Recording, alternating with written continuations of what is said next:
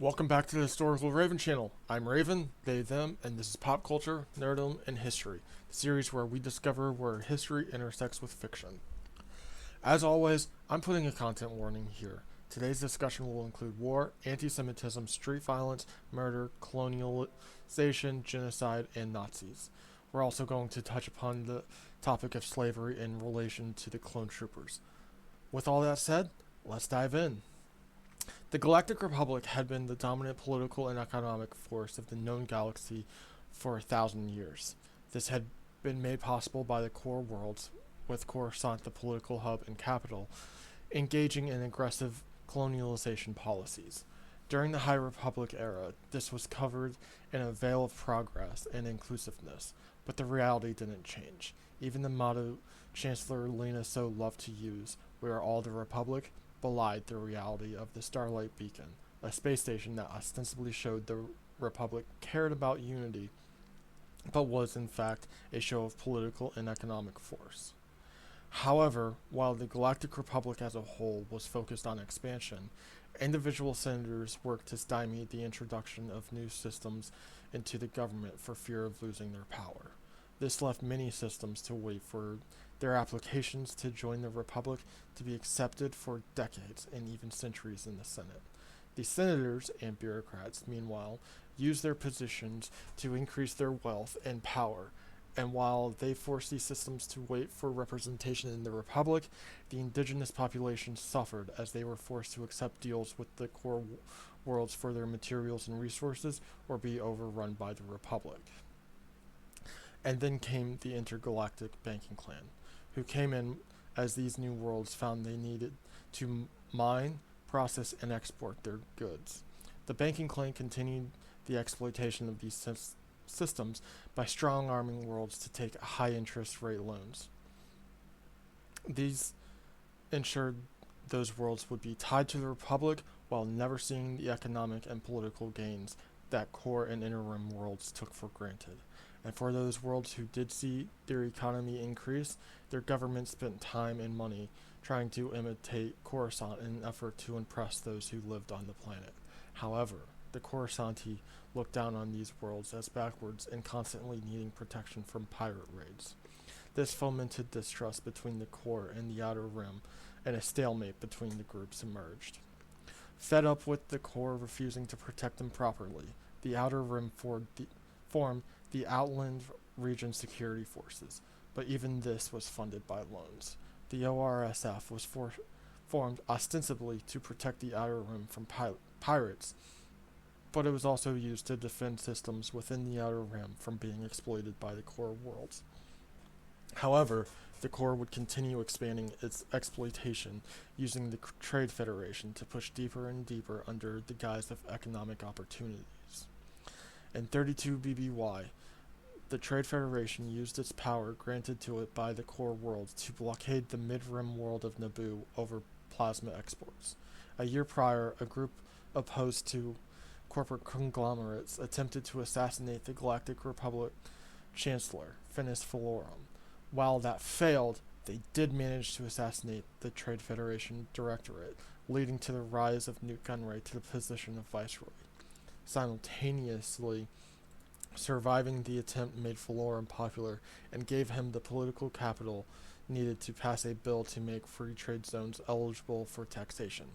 Angered by this, the Trade Federation began threatening to blockade systems and introduce their own trade bills, which were voted down as soon as they were introduced. Eventually, the Trade Federation got fed up and took matters into their own hands. The Federation's blockade and subsequent invasion of Naboo was meant to force the sitting queen, 14-year-old Padme Amidala Nibiri, to sign an agreement that would put the Naboo system under the Trade Federation's control. While a negotiation team comprised of Jedi Master Qui-Gon Jinn and Jedi Padawan Obi-Wan Kenobi was sent to Naboo to resolve the issue, the Trade Federation had its representatives stall any movement on it in the Senate. After destroying the Republic cruiser and fighting off the Jedi they had tried to kill, the Trade Federation sent its invasion force, comprised of thousands of battle droids, to the surface of Naboo to capture and force Amidala to sign the treaty. Despite their attempts, Amidala and a coterie of handmaidens and security forces escaped the planet and a week later arrived on Coruscant. Queen Amidala spoke in front of the full Senate during an emergency session where she laid out her accusations against the Trade Federation. Trade Federation, of course, denied the allegations, and the corruption that had been building in the Senate for centuries ended with the Senate being held up by Senate procedures. Disgusted and urged on by Senator Sheev Palpatine, Queen Amidala called for a vote of no confidence in Chancellor Valorum. She left shortly thereafter, leaving Palpatine to handle things in the Senate while she fought to free her planet. Shortly after Valorum is ousted as Chancellor, Palpatine is elected to the position. Palpatine was a man of secrets and exploration. Little of his private life is known, including whether he had any living family members or even when his parents died. He was, as far as we can tell, the last living member of his dynastic family. Having been born in Theed, the capital of Naboo, to this family, he was almost immediately connected to the ruling class and learned how to navigate the political arena and manipulate others to gain power. This experience would be crucial to his rise to become Supreme Chancellor and eventually Emperor. The other thing known about his private life is his love for art, and this love of art would see Palpatine traveling the galaxy where he would gather art of all kinds, including art connected to the dark side of the Force. These trips to obtain art would eventually lead the young Palpatine to meet Darth Plagueis, the man who would become Palpatine's master and teach him the way of the Sith under the rule of two. On these trips, Palpatine would learn to spread his influence and grow his political power. His teachings under Plagueis increased his ability to make moves behind the scenes and manipulate people further. At 19, Palpatine took part in the opening ceremony of a power generator, taking interest in the, quote, deep pit design, unquote. Despite this not being his first meeting of politicians and other power players, this was his introduction as someone looking to get involved in politics officially. His masterwork behind the scenes to get Palpatine elected as senator for the Shamel sector, the sector Naboo, and 35 other worlds occupied. Once in office, he was joined by a group of loyal followers and made quick connections with beings who would be important players of his power base later in life, including Wilhuff Tarkin, who was only a cadet in the Solus Sector Spacefarers Academy. Through the next few decades, Palpatine would ensure Tarkin's rise to power, helping the younger man join the judicial department and eventually making him a Moff, governor, and admiral. This is the same time that Palpatine began putting together the Sith plan to take down the Republic and raise the Sith Empire, destroying the Jedi Order in the process. He spoke of secret supporters and friends, though never giving out their identities. While rumors swirled around this, nothing substantial was ever made public. For the next few decades, Palpatine continued to work in the shadows to gather power to take over the galaxy, which included the recruitment of Count Dooku. Palpatine would perfect his manipulation technique he would use later to manipulate Anakin Skywalker into becoming Darth Vader with Dooku, exploiting the latter's frustration with the Republic. With his connection to Dooku, Palpatine learned of Jedi Master Sifo Dyas's plan to create a clone army for the Republic. And once those clones were in the process of being created, Dooku had Sifo Dyas killed and took over the program, while also erasing all records of the event and the Jedi archives. In public, Palpatine supported Wilhuff Tarkin in the Judicial Department, voting for bills that would help the younger man's home world and system. During this, two things happened. The first is that, despite being re-elected, Chancellor Valorum's support was beginning to dwindle. The second is that Tarkin confessed of becoming disillusioned with the Judicial Department. This discussion led Palpatine to convince Tarkin to run for, and eventually win, the governor's seat of Eriadu, Tarkin's homeworld. Outside of support for Tarkin's world and system, Palpatine warned his friend of an impending threat, to which Tarkin pledged he would do whatever was best for his system and the Republic, in whichever way Palpatine asked him to get it done. This discussion of impending threat was also used by Palpatine and his Darth Sidious persona while talking to back-channel allies via holo-transmissions. He set up the rise of Newt Gunray and the blockade and eventual evasion of Naboo in this manner. Sidious promised the Trade Federation wealth and power, then ordered them to construct a droid army. At the same time, he managed to raise Poggle the Lesser to the position of Archduke of Geonosis. This position gave Poggle control of the Geonosian droid factories that the Trade Federation needed to use their droid army. Before and during the invasion of Naboo, Palpatine played both sides of the conflict. He manipulated Chancellor Valorum, who came to see the elder statesman as a friend, by ensuring the Chancellor's taxation bills were fought over relentlessly, while also playing the Trade Federation by making Viceroy Gunray believe he wanted Federation victories in the Senate. And it was on Palpatine's order, as the mysterious Sidious, that the Federation blockaded and then invaded the planet. When Queen Amidala arrived on Coruscant after being rescued by the Jedi, Palpatine brought the teenage queen to his apartment to discuss the situation. The queen had intended to plead with the Chancellor and the Senate to pressure the Trade Federation in ending their invasion. However, Palpatine told her that Valorum was powerless to do anything, and the Senate didn't care. He instead gave her two options: move for a vote of no confidence, or take the issue to the court. Amidala went to the Senate the next day, but Palpatine got his way when she eventually called for a vote of no confidence. With Valorum out of power and the Trade Federation's monopoly broken after their defeat on Naboo, Palpatine took power as Supreme Chancellor and began his work in earnest. During his time, Palpatine heard that the Jedi Order believed that Anakin Skywalker, a 9-year-old boy recently freed from slavery on Tatooine, was the prophesied chosen one. Publicly, Palpatine continued the facade of mild-mannered politician as Chancellor. He also kept up with Anakin Skywalker's progression through the Jedi Order, talking to the young boy and befriending him, ultimately grooming Anakin to become his apprentice later in life. However, he would make Dooku his apprentice for the moment, and the two of them would be the planning force behind the clone army the Kaminoans were creating in secret.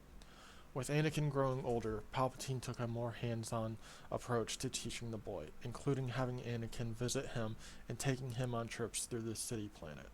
On one trip, Palpatine took Anakin to a club that senators frequented and discussed which senators there were corrupt and how. During the next 8 years, Palpatine had Dooku convince thousands of systems to join his confederacy of independent systems. The worlds that joined were mostly from the Outer Rim, with some in the Mid-Rim. Also joining were factions of the Trade Federation, Intergalactic Banking Clan, the Techno Union, and other large conglomerates. These systems were already fed up with the corruption of the Senate and the favoritism it showed to core worlds. Centuries of neglect, human supremacy, and exploitation had boiled up and now had a leader to rally around. Palpatine had also ordered Dooku to create further turmoil in systems such as Kashyyyk, Sullust, and Onderon, while he had, quote, talks, unquote, with the CIS over their issues with the Republic. Within 2 years, the machinations of the Sith had pushed the galaxy into an inevitable civil war. Dooku incited violence on worlds such as Ando and Ancion.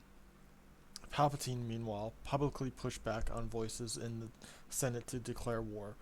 Privately, of course, Palpatine was waiting for the first batch of his clone army to finish training.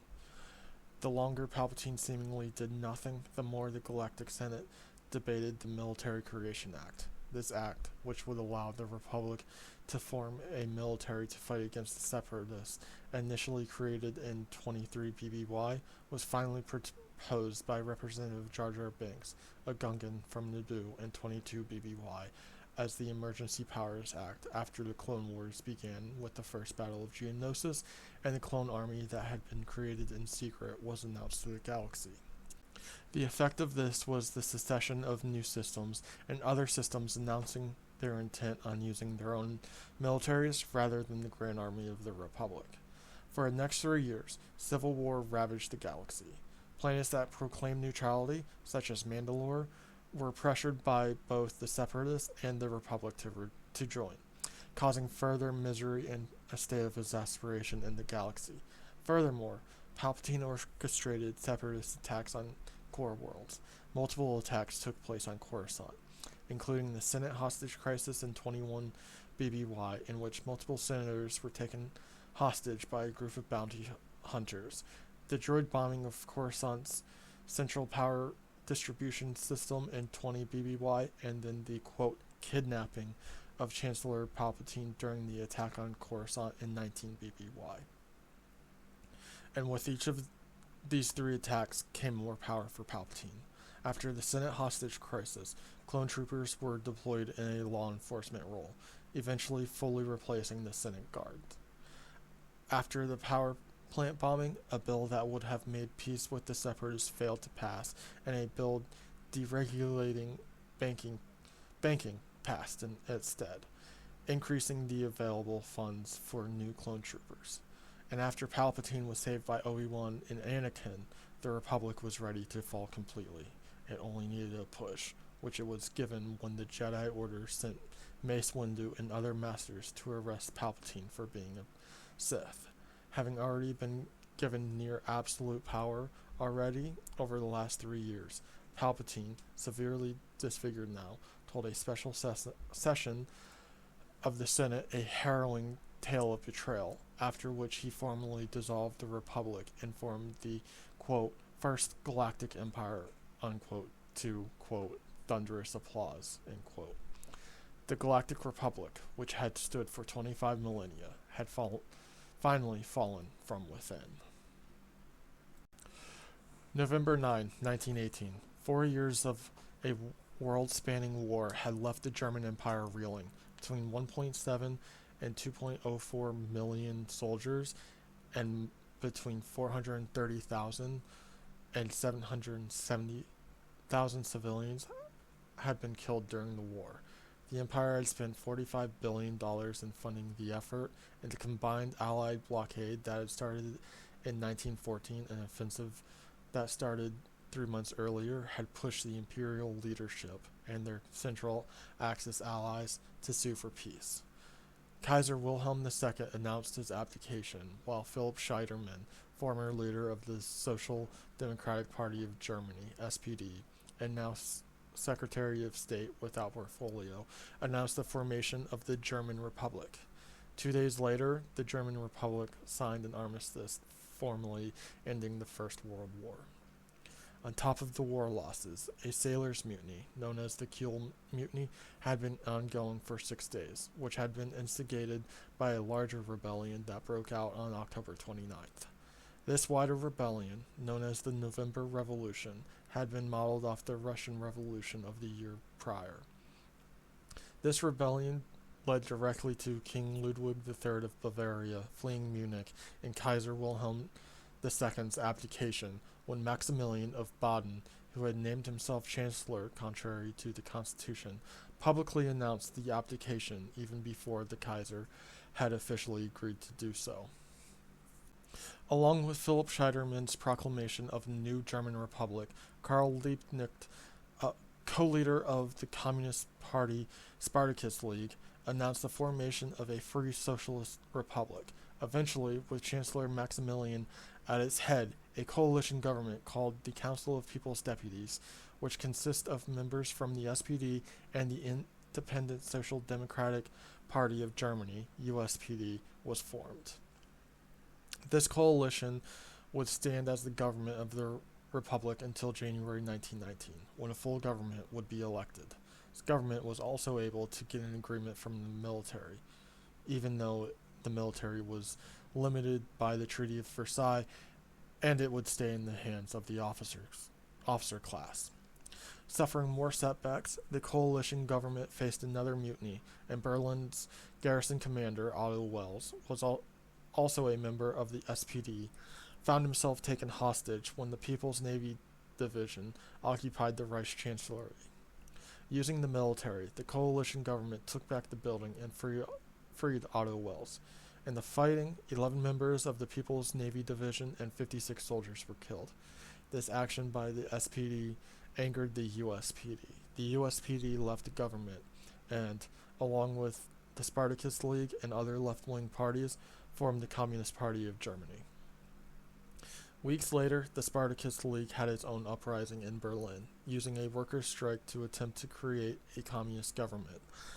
Instead of the military, a military force known as Freikorps units, a unit of volunteer irregular soldiers in Berlin, put down the uprising.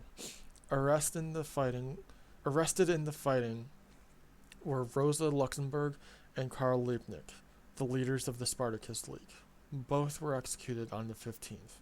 Those involved in their killing were given lenient sentences. 4 days later, elections for the National Assembly with proportional representation convened in Weimar. The SPD won 38.7% of the vote, with the USPD winning 5.2%. Despite this, the Bavarian Soviet Republic was declared in Munich and was put down by the Freikorps and army, resulting in the rise of popularity of the far right. The economic reality of the German Republic was made worse by the Treaty of Versailles. While already dealing with the crisis created by the loss of pre-war industrial exports, the loss of imports from the blockade, the loss of overseas territories, and increased debt from borrowing, the Treaty of Versailles imposed an unconditional reparation payment on Germany of $12.5 billion in 1919 currency and another $11.5 billion contingent on ability to pay. In total, Germany was forced to pay more than $1 trillion in today's currency. Furthermore, Germany lost 13% of its territory and 12% of its population. With the loss of territory came the loss of nearly half its iron resources. Additional damage was inflicted on the population and government in the form of Article 231 of the treaty. While it was written as a legal rationalization for forcing Germany to pay reparations, it was viewed by Germans as a moral condemnation of the country.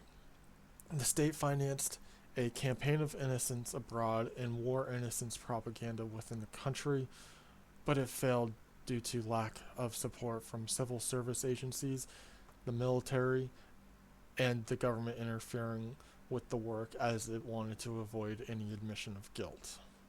With this in the background, the first 4 years of the Republic's existence were traumatic and tumultuous.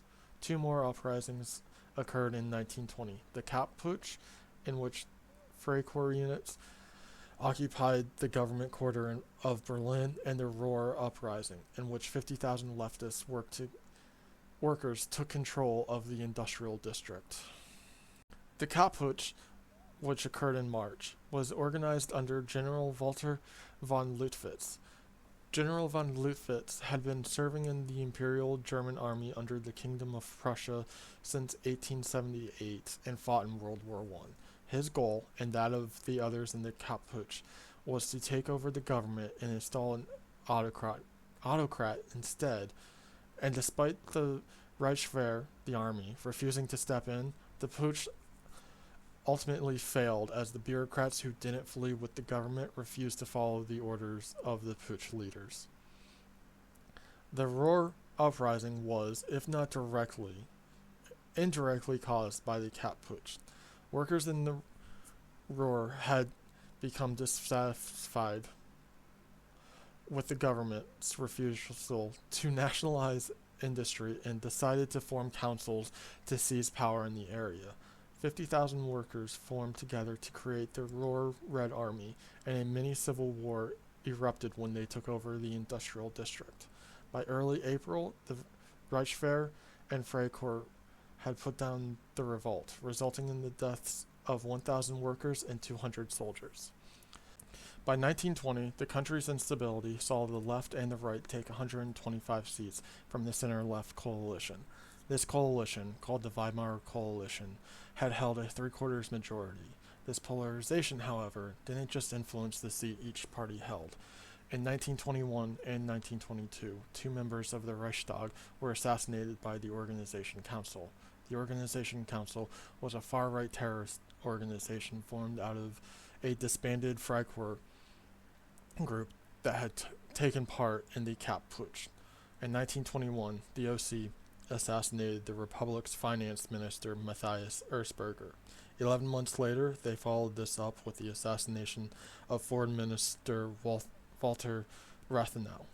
It was this assassination, among other activities, which finally saw the Republic passing a law that banned the group. By 1921, the German Republic's economic problems were about to get worse. In May, an international conference presented a report to Germany saying that it owed 132 billion Reichsmarks to be paid in gold or other commodities.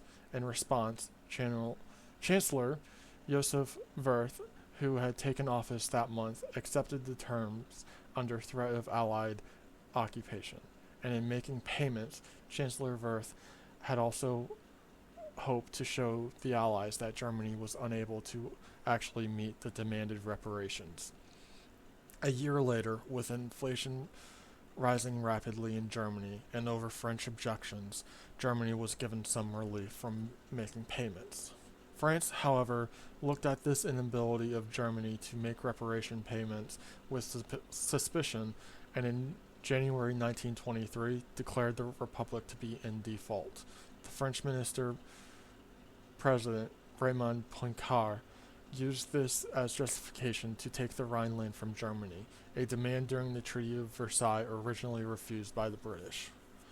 With troops from France and Belgium, the Rhineland was occupied by Allied forces on January 11th, and the coal mines within the region were taken over by the French. Chancellor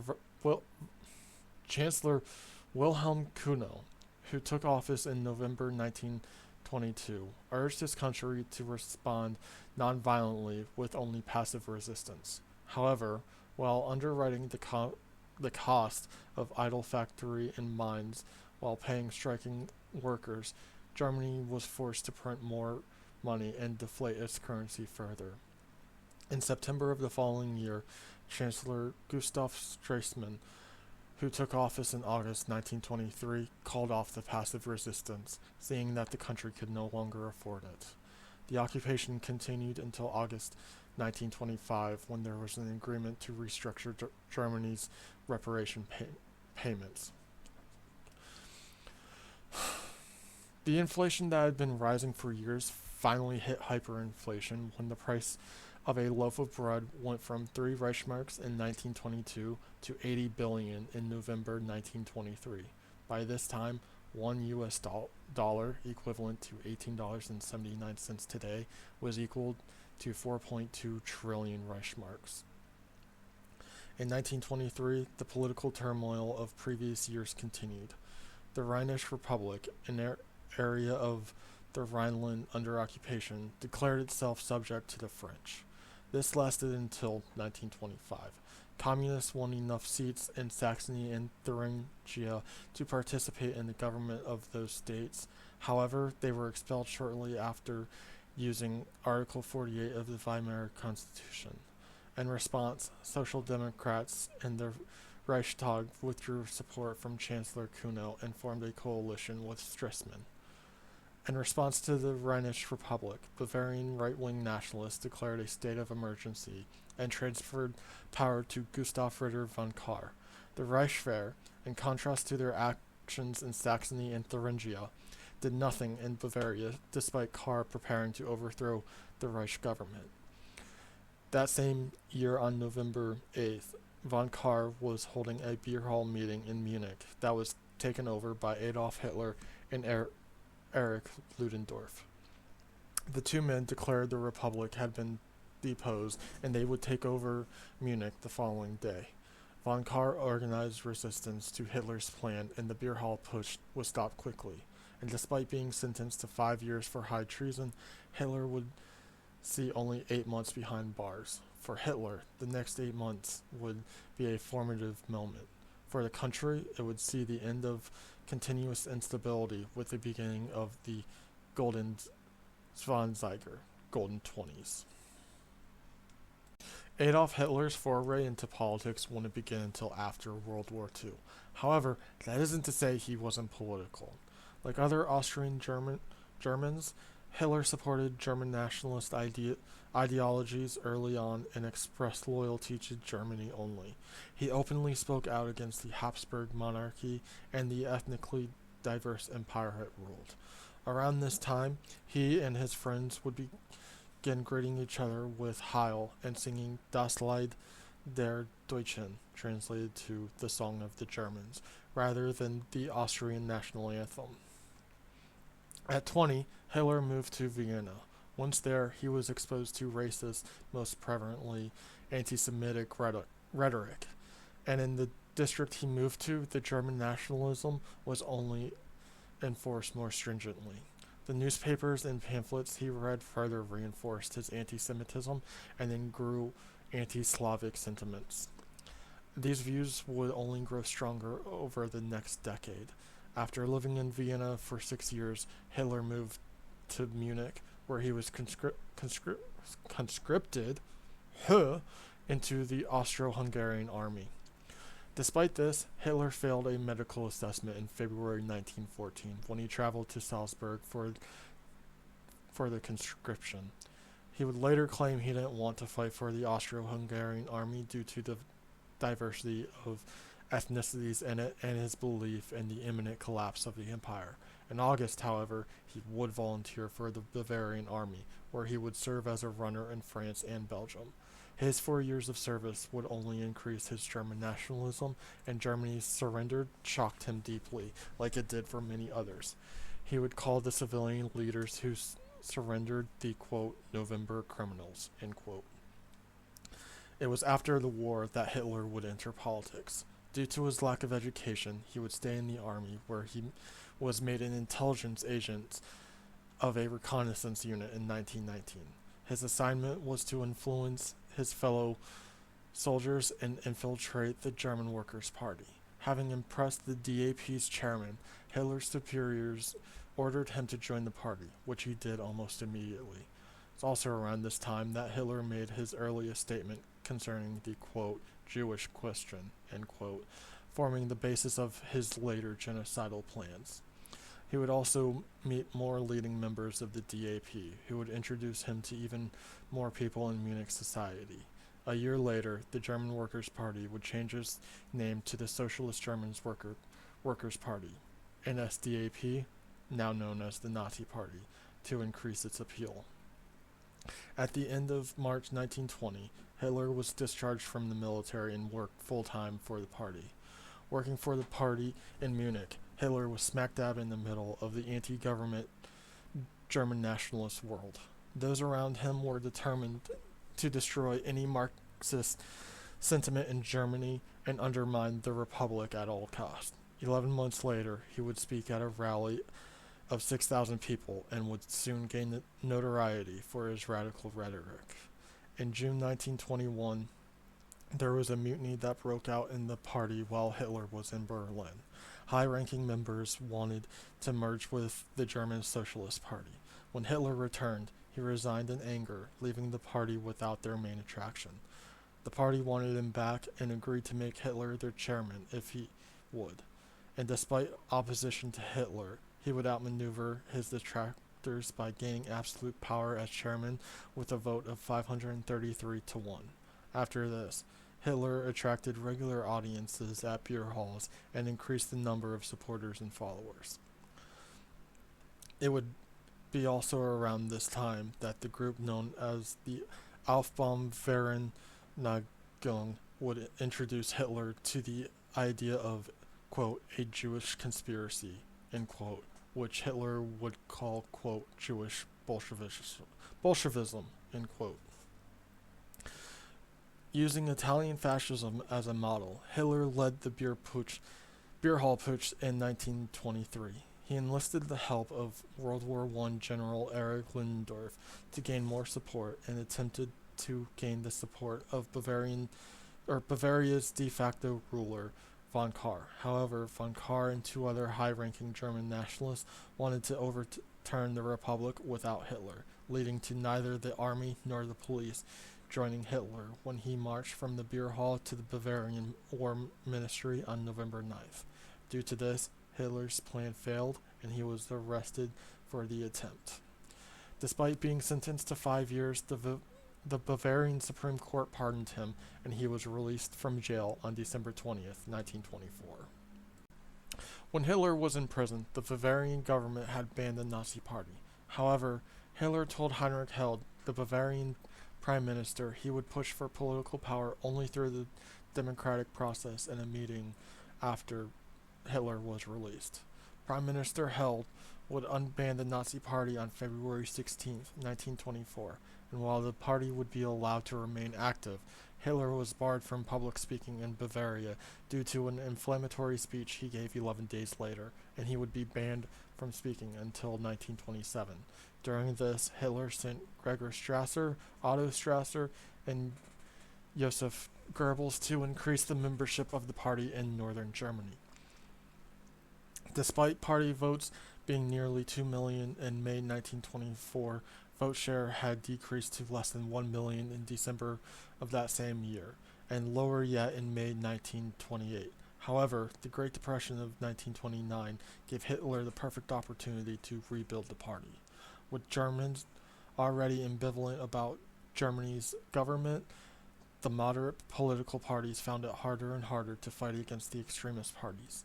In 1930, due to the breakup of the centrist coalition, Germany was ruled by a minority cabinet, and Chancellor Heinrich Brüning governed through emergency decree by President Paul von Hindenburg.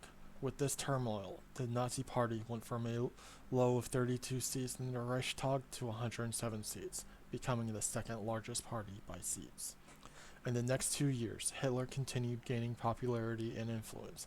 When 2 Reichswehr officers were arrested in late 1930 for having membership in the Nazi Party, which was illegal at the time for army personnel, Hitler showed up and argued against the prosecution's assertion that the Nazi Party was an extremist party. Once again, Hitler promised the party would fight for power only through democratic means. His testimony increased his popularity within the officer class. When he ran against Hindenburg in the 1932 presidential election, he gained support of many powerful industrialists, helped by his use of air travel in his campaign. Despite losing, he gained 35% of the vote and established himself as a force to be reckoned with. Over the next few months, the country fought to form a majority government. In July and November, Germany held parliamentary elections that failed to give any one political party a majority or form a coalition of parties to form a coalition government. Due to this, influential politicians, industrialists, and businessmen wrote to President Hindenburg to urge the elder statesman to appoint Hitler as chancellor. Hitler would be joined by 2 other Nazi Party members in Hindenburg's cabinet, Wilhelm Frick as Minister of the Interior and Hermann Göring as Minister of the Interior for Prussia. Hitler took office on January 30th, 1933, and asked Hindenburg to dissolve the parliament for a third parliamentary election. The hope for Hitler was that he could gain a true majority rather than his current plurality and pass his enabling act. 28 days later, the Reichstag was set aflame, starting Hitler's first political crisis in office and the first opportunity to take control. The only suspect to be apprehended was found in the burning building, Marinus van der Lubbe, a Dutch communist. Hitler and the Nazi Party immediately jumped on this information, claiming the arson of the Reichstag building was a communist plot against the German government.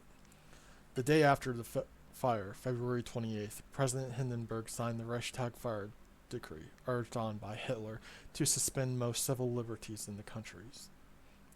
These liberties included habeas corpus, free speech, free press, free protest, and secrecy in the mail and on phones. Hitler banned any publication critical of the Nazi Party, and Nazi Party newspapers pushed the lie that the fire was part of a communist coup. Because of this, the German public isolated communists, making it easier for Hitler to have thousands of communists imprisoned and charged with treason. With the communists out of the way, the Nazis and their allies won 52% of the vote in the March 5th, 1933 elections, while the Nazi Party didn't gain 50% of the votes, having received 44%.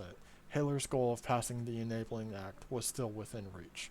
Members of the Social Democratic Party would be barred from taking their seats before the vote due to arrest or intimidation, while the Communist Party was continuously suppressed. As such, the Enabling Act, which needed a two-thirds majority of seated representatives to vote for it, passed easily on March 23rd. Hitler now had the ability to ignore the Reichstag while enacting the laws he wanted for 4 years, but he still wasn't done. With much of the Communist Party arrested, Hitler moved on to the Social Democratic Party, making it illegal and seizing its assets. While trade union delegates were in Berlin for May Day, members of the Nazis Abteilung, the SA, occupied their offices and then forcefully dissolved them while their leaders were arrested. In their place, the Nazis formed the German Labor Front to represent workers, admin, and business owners. By June, the SA had intimidated all other political parties, including Nazi-allied parties, into disbanding, thus making the Nazi Party the only legal party in the country. When the SA began agitating for more power, Hitler had their leaders purged. With President Hindenburg's health failing, Hitler's cabinet enacted a law that would abolish the office of the president upon Hindenburg's death, merging the power held by the president with that of the chancellor. A day later, on August 2, 1934, Hindenburg died, and with his death went the last legal avenue of removing Hitler.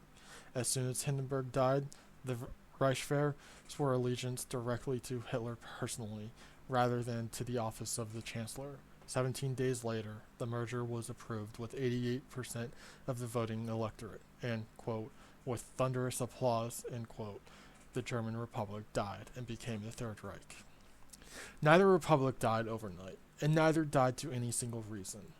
Both could have collapsed at any number of points in their history, and the German Republic seemed to continue as it did through sheer spite at times even early on. But both fell from within, and by a charismatic leader who had designs to destroy the current government and form their own to rule as they saw fit. And both men used the merging crises to their advantage, or sway events enough for events to become crises. If you made it this far, thanks for watching and listening. I didn't mean for this video to be so long, but once I started writing, there's nothing to be really done with it. If you enjoyed the lesson, give me a like. If you like the content, either the race or the lecture, hit subscribe. Most importantly, have a good day. Till next time, farewell.